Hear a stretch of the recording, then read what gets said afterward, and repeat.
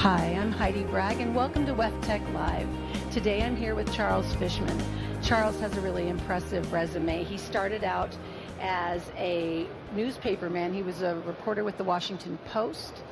He was also with the Orlando Sentinel as magazine writer and editor, right? Yes, ma'am. Okay. He eventually moved to be responsible for half the newsroom at the Raleigh News and Observer, and he was a founding staff member of Fast Company magazine. Now he's here with us because he's also an award-winning reporter and journalist and best-selling New York Times author. And his book that we care most about is The Big Thirst. So welcome, Charles. I'm really glad you're here. Thank you very much for having me. I'm an ex officio member of the water community. That's what I am. That's fair. That's fair. So you recently, an hour ago, did a session on the circular water economy, correct? I did, yes. We spent 2 hours talking about the circular water economy, which it really is the topic of the day, right? What can we get out of wastewater? Somebody at this session said they had renamed their wastewater treatment plant their resource recovery plant. And that seems a little simplistic and a little silly, but that's exactly right. Wastewater comes to us with all kinds of resources in it, nutrients, heat, energy, and the smart water utilities in America have discovered that what you want to do is recover those resources from the water, mine the water, and that gives you clean water. And then we need the resources back in the community for all kinds of things. And part of the circular water economy, of course, is water itself. And water in some ways is the original recyclable. All the water we've got is all the water we've ever had. It's all Tyrannosaurus Rex P. It's all been through the kidneys of dinosaurs many, many times. But especially in the developed world, we don't think of water in reuse terms nearly often enough. And so that phrase, the circular water economy, really captures what we need to be doing, literally in the next century. And you totally got my first question, which was how would you define the circular water economy? But you've explained it perfectly and talked about all the touch points, recycling the water, products to pull out at various parts in that cycle, etc. Right. So traditionally, wastewater treatment plants get sludge out of water. And for half a century, the smart, forward-thinking plants have figured out ways to market the sludge as fertilizer, as soil enhancement.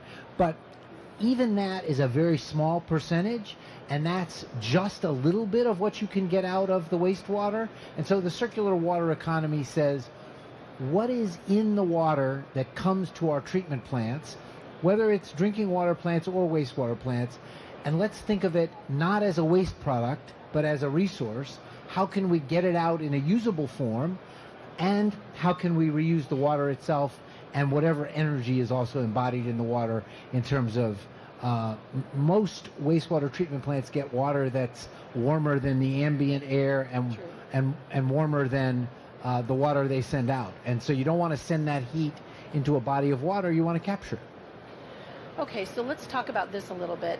Industrial and municipal users look at that concept of water use often differently. Did you have some of those discussions in that meeting this morning?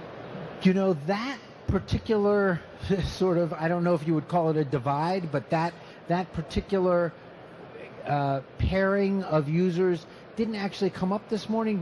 But here's the thing, especially on the industrial/commercial side, those folks understand resource recovery because that's about efficiency, cost savings, having a saleable product, using resources on site. So if you can make that case to them, I don't think there's any tension there, except for the tension that you might end up encountering between people who then end up, the world we live in now, people want to send you their waste because they consider it waste. if we do the mind shift where we appreciate that often what we put into water that we send down the drain is a resource, then we may end up in a tug of war for the resource itself. True. Not competing to see who can ditch it on whom, but competing to see who can hang on to it. At the moment, in the United States at least, most wastewater goes to municipal government agencies of some kind. And you know what? Water agencies are typically under-resourced, so to speak, in the financial sense. So anything they can do to improve both their own efficiency and to look at something as a resource instead of something that gets sent to the landfill, that's going to be great for the community and also great for the budget. True. Okay, so now I'm wondering, in that session earlier today, were there any big takeaways that you got out of it? I mean, there were a couple of big takeaways. There was, there was a takeaway every 10 minutes. But I think one of the most important points that people who are doing this already made is the water industry in general, the wastewater industry very specifically, has a reputation for being the quiet service, the silent service. Wastewater people traditionally in a community are happy if you can go through your entire life and never think about the sewer system. Traditionally, right? And what was so clear in the conversation this morning is just the opposite. We need water utilities and water agencies to fly the flag, to talk to their community about what they're up to, how it works. How does a wastewater system work? How does a stormwater system work? Why are we building huge underground holding tanks? The more you communicate, the more you're visible, the better people end up feeling about you in general. And at some point, we're going to have a problem. And we're going to need to rely on people's goodwill.